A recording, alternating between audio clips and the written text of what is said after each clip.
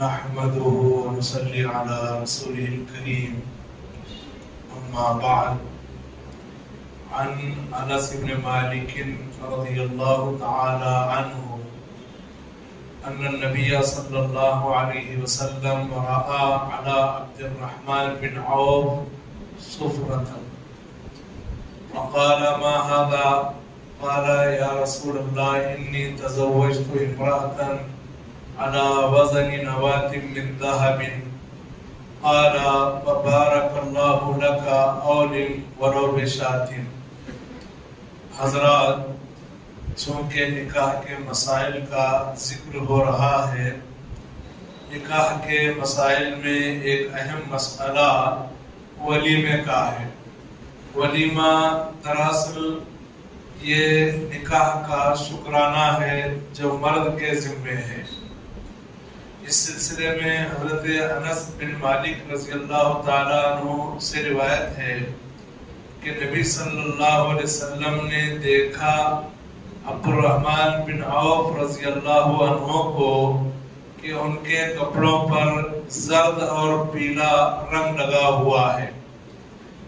شاید کہ یہ خوشبو وغیرہ کی وجہ سے یا زعفران کے استعمال کی وجہ سے یہ پیلا رنگ لگا ہوا تھا۔ تو اللہ کے رسول صلی اللہ علیہ وسلم نے فرمایا یہ کیا ہے؟ تو انہوں نے کہا اے اللہ کے رسول، بے شک میں نے ایک خاتون سے شادی کی ہے کھجور کے بیج کے برابر سونا دے کر، بطور مہر کھجور کے بیج کے برابر میں نے سونا دیا ہے۔ تو اللہ کے رسول صلی اللہ علیہ وسلم نے فرمایا اللہ تعالی آپ کو برکت دے، آپ ولیمہ کیجئے گرچہ ایک بکری ہی ہو۔ تو اس حدیث سے کئی ایک مسائل معلوم ہوتے ہیں۔ ایک مسئلہ جو اہم ہے وہ یہ معلوم ہوتا ہے کہ جنتی صحابی عبد الرحمن بن عوف رضی اللہ تعالیٰ عنہ، ان کا نکاح ہوتا ہے لیکن اللہ کے رسول صلی اللہ علیہ وسلم کو خبر نہیں۔ چنانچہ آپ صلی اللہ علیہ وسلم سے اتفاقی ملاقات پر آپ صلی اللہ علیہ وسلم کو معلوم ہوا کہ ان کا نکاح ہوا ہے۔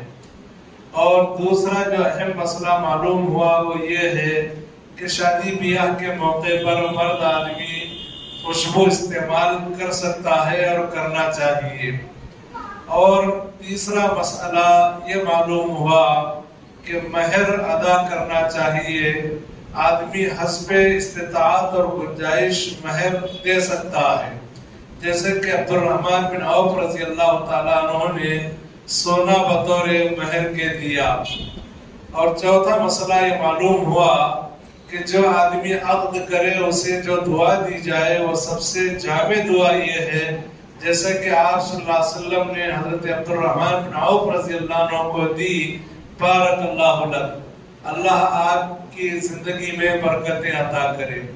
ایک اور حدیث میں ہے کہ جب بھی اللہ کے رسول صلی اللہ علیہ وسلم کسی شادی کرنے والے شخص سے ملاقات کرتے تو آپ یہ دعا دیتے بارک اللہ لک و بارک علیک و جمع بینکما فی خیر۔ یہ انتہائی جامع دعا ہے جو آپ صلی اللہ علیہ وسلم نے نکاح کے موقع پر شادی کرنے والے کے حق میں سکھائی ہے۔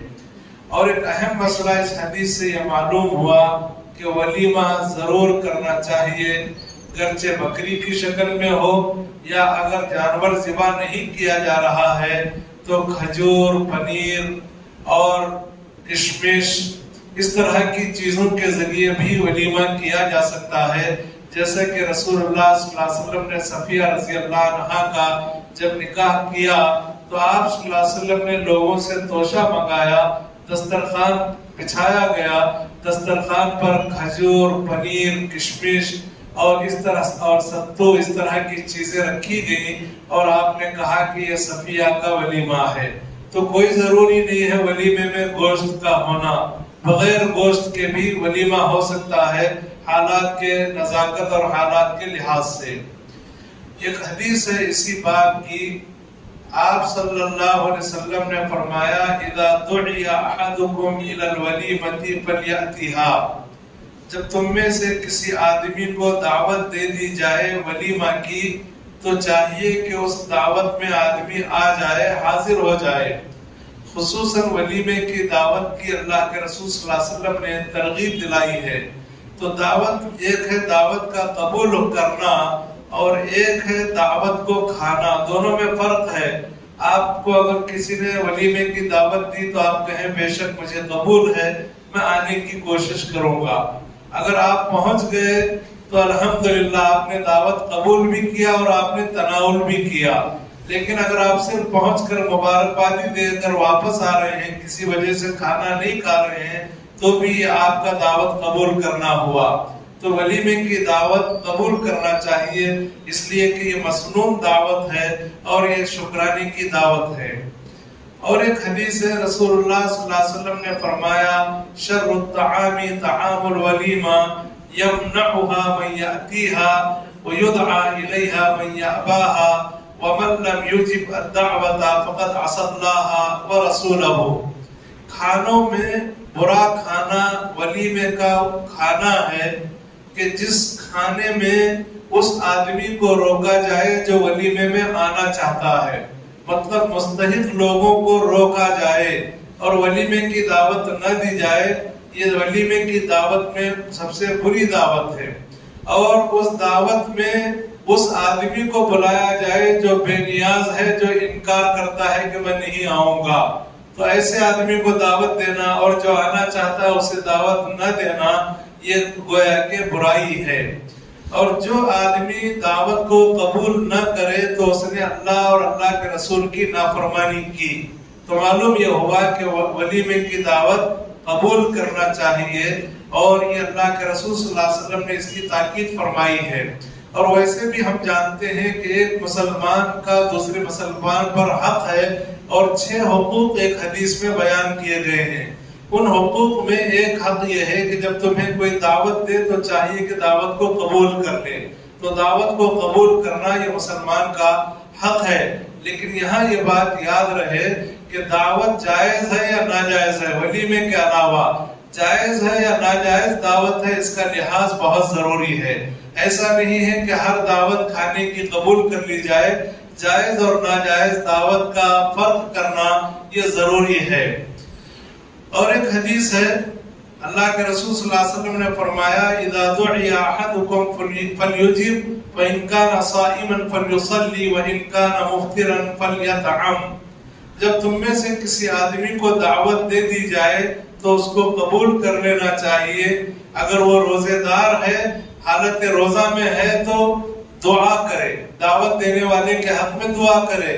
اب ظاہر ہے حالت روزے والی جو دعوت ہے وہ دن کی دعوت ہوگی، کہ کسی نے ولیمے کی دعوت ظہر کے بعد آنے کی دعوت دی، اور آدمی روزے سے اگر ہے تو جائے آدمی اور ان کے حق میں دعا کرے جنہوں نے دعوت دی ہے، اور اگر روزے سے نہیں ہے تو چاہیے کہ کھا لے۔ تو اللہ کے رسول صلی اللہ علیہ وسلم نے اس مسئلے کی بھی وضاحت فرما دی ہے۔ اور ایک حدیث میں یہ بھی ہے کہ اگر چاہے تو کھائے اور اگر چاہے تو نہ کھائے۔ مطلب یہ ہے کہ طبیعت ساتھ دے رہی ہے تو آدمی کھائے، اور طبیعت ساتھ نہیں دے رہی ہے تو معذرت کر لے، لیکن دعوت ضرور قبول کرے۔ اور ایک ضعیف روایت ہے، وہ روایت کیا ہے؟ آپ صلی اللہ علیہ وسلم کی طرف منسوب ہے، اور یہ روایت لوگوں میں مشہور ہے۔ ولیمے کا کھانا پہلے دن کا برحق ہے، اور دوسرے دن کا کھانا سنت ہے، اور تیسرے دن کا کھانا ریاکاری اور دکھاوا ہے۔ اور جو آدمی شہرت کو چاہتا ہے اللہ تعالیٰ اسے شہرت عطا کر دیتا ہے۔ یہ روایت سند کے لحاظ سے ضعیف ہے، لیکن دیگر علماء کے اقوال سے یہ بات معلوم ہوتی ہے کہ اگر آدمی کے پاس گنجائش ہے تو ولیمہ 7 دن کے اندر تک بھی کیا جا سکتا ہے۔ امام بخاری رحمۃ اللہ علیہ اسی کے قائل تھے کہ 7 دن تک بھی ولیمے کا اہتمام کیا جا سکتا ہے۔ کوئی صاحب حیثیت ہے، ہر دن آنے والے کچھ لوگوں کو آدمی کھانا کھلا رہا ہے اور اسے ولیمے کا نام دے رہا ہے، تو یہ صورتحال بھی درست ہے۔ لیکن ایک ہی مرتبہ اگر کوئی دعوت کر دے، دوسرے دن، تیسرے دن، چوتھے دن، جب بھی اسے میسر ہو، حالات میسر ہوں، تو یہ کافی ہے۔ صفیہ بنت شیبہ سے روایت ہے، انہوں نے کہا کہ نبی صلی اللہ علیہ وسلم نے ولیمہ کیا اپنی بعض بیویوں کا جو کے 2 مد کے ذریعے سے۔ تو معلوم یہ ہوا کہ گوشت کا ہونا ولیمے میں ضروری نہیں ہے، اگر جو کا ستو وغیرہ بنا لیا گیا یا کھچڑی بنا دی گئی، کوئی اور چیز، اس پر بھی ولیمہ ممکن ہے۔ اور اسی کی وضاحت کرتے ہوئے ایک اور حدیث ہے، انس رضی اللہ تعالیٰ عنہ فرماتے ہیں کہ نبی صلی اللہ علیہ وسلم خیبر اور مدینہ کے درمیان آپ نے 3 رات قیام فرمایا۔ جنگ خیبر سن 7 ہجری میں ہوئی۔ آپ صلی اللہ علیہ وسلم جب جنگ خیبر گئے اور خیبر سے مدینہ جب واپس آ رہے تھے تو راستے میں آپ نے 3 رات اور 3 دن قیام فرمایا، اور وہیں راستے ہی میں اللہ کے رسول صلی اللہ علیہ وسلم نے صفیہ رضی اللہ عنہا کے ساتھ شب باشی کی، چونکہ ان کو پکڑ کے لایا گیا تھا اور ان کو آزاد کیا اللہ کے رسول صلی اللہ علیہ وسلم نے۔ یہ باندی بن کر آئی اور ایک سردار کی بیٹی تھی، حوی بن اختر کی بیٹی تھی، تو آپ نے کہا کہ دیکھو میں تمہیں آزاد کر رہا ہوں اور یہ تمہاری آزادی یہی مہر ہے۔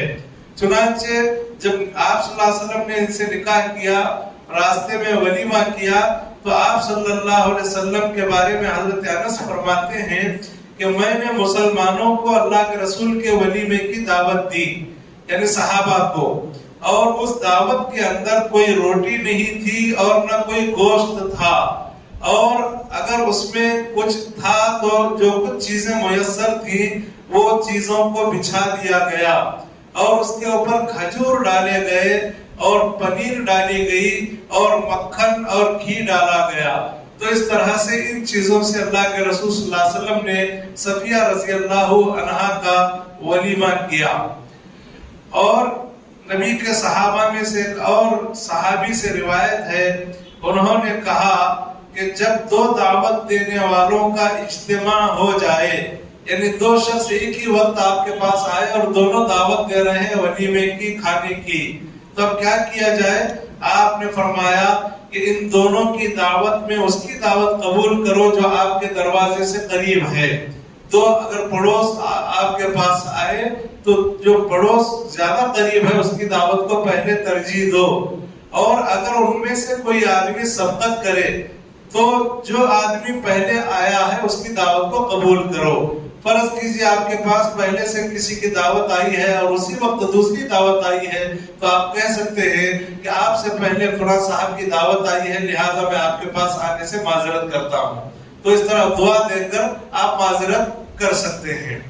اور آپ صلی اللہ علیہ وسلم نے فرمایا لا آکل متکئا، میں ٹیک لگا کر کھانا نہیں کھاتا۔ یہ خاص بات ہے، آپ صلی اللہ علیہ وسلم نے کھانے کے آداب میں سے ایک ادب یہ بتایا کہ آدمی ہاتھوں کو ٹیک کر متکبرانہ انداز میں بیٹھ کر کھانا نہ کھائے۔ اللہ کے رسول صلی اللہ علیہ وسلم نے اس سے منع فرمایا ہے۔ اور ایک حدیث ہے، عمر بن ابو سلمہ رضی اللہ تعالیٰ عنہ سے روایت ہے، انہوں نے کہا کہ مجھ سے اللہ کے رسول صلی اللہ علیہ وسلم نے فرمایا یا غلام سم اللہ وکل بیمینک وکل مما یلیک، اے لڑکے اللہ کا نام لے کر کھاؤ۔ اصل میں ان کی عمر چھوٹی تھی، اللہ کے رسول کے ساتھ بیٹھ گئے دسترخوان پر اور برتن کے اندر ادھر ادھر ہاتھ ڈالنے لگے کھانے کے لیے۔ تو اللہ کے رسول صلی اللہ علیہ وسلم نے 3 اہم باتیں ان کو بتائی، حالانکہ یہ بچے تھے۔ تو اللہ کے رسول صلی اللہ علیہ وسلم نے نصیحت کرتے ہوئے فرمایا اے لڑکے اللہ کا نام لو اور اپنے سیدھے ہاتھ سے کھاؤ، اور وہاں سے کھاؤ جو تم سے قریب ہے، برتن میں جو قریب ہے وہاں سے کھانا شروع کرو۔ چنانچہ اور ایک دو تین حدیثیں ہیں، ان حدیثوں میں سے ایک حدیث یہ ہے کہ عبداللہ ابن عباس رضی اللہ تعالی عنہما سے روایت ہے کہ نبی صلی اللہ علیہ وسلم کی خدمت میں سرید سے بھرا ہوا ایک بڑا پیالہ پیش کیا گیا۔ سرید ایک خاص قسم کا کھانا ہے جو عربوں کا مرغوب کھانا ہے، تو سرید کو اللہ کے رسول صلی اللہ علیہ وسلم کے سامنے پیش کیا گیا۔ آپ نے ہدایت فرمائی کہ پیالے کے کناروں سے کھاؤ، درمیان سے نہ کھاؤ، اس لیے کہ برکت کا نزول درمیان میں ہوتا ہے۔ تو ظاہر ہے شروعات سامنے سے کریں گے اور کھاتے کھاتے ظاہر ہے درمیان سے بھی لیں گے، لیکن یہ ہے کہ شروعات درمیان سے نہیں کی جائے گی، کیونکہ برکتوں کا نزول درمیان میں ہوتا ہے۔ اور ایک اہم مسئلہ کھانے کے باب میں یہ ہے، ابو ہریرہ رضی اللہ عنہ فرماتے ہیں کہ رسول اللہ صلی اللہ علیہ وسلم نے کھانے پر کبھی عیب نہیں لگایا، اور آپ صلی اللہ علیہ وسلم اگر چاہتے تو اسے کھا لیتے، اگر نہ چاہتے تو اس کو چھوڑ دیتے۔ تو کھانے پر عیب لگانا یہ بھی آداب کے خلاف ہے، اس سے بچنا چاہیے۔ آپ صلی اللہ علیہ وسلم کی ہدایت اور رہنمائی یہ بھی ہے کہ آپ نے فرمایا لا تأکلوا بالشمال فإن الشیطان یأکل بالشمال، تم لوگ بائیں ہاتھ سے نہ کھاؤ اس لیے کہ شیطان بائیں ہاتھ سے کھاتا ہے۔ آپ صلی اللہ علیہ وسلم نے اس بات سے منع فرمایا۔ اور آخری مسئلہ اس باب کا یہ ہے کہ آپ صلی اللہ علیہ وسلم نے فرمایا جب تم میں سے کوئی آدمی کوئی چیز پیے تو برتن میں سانس نہ لے، یا برتن کے اندر نہ پھونکے، نہ پھونکنا چاہیے، نہ برتن کے اندر سانس لینا چاہیے، بلکہ گلاس یا پی جانے والی چیز کو ہٹا کر پھر دوسرا گھونٹ اور تیسرا گھونٹ اس طرح استعمال کرنا چاہیے۔ یہ رسول اللہ صلی اللہ علیہ وسلم کے کھانے کے باب میں ہدایات ہیں۔ تو صاحب کتاب نے ولیمہ کے ضمن میں کچھ ایسی حدیثیں بھی بیان کر دی جن حدیثوں میں کھانے کے آداب بیان کیے گئے ہیں۔ اللہ تعالیٰ سے دعا ہے رب کریم ہمیں مسائل کو سمجھ کر عمل کرنے کی توفیق عطا فرمائے، آمین۔ وآخر دعوانا ان الحمد للہ رب العالمین وصلی اللہ علی النبی الکریم۔